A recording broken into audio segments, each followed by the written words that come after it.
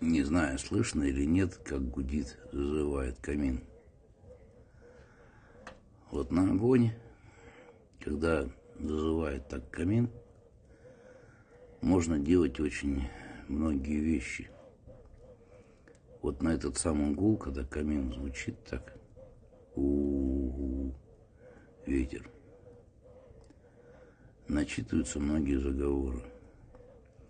Еще в старину называли, кто работал по огню, огневики или огневицы.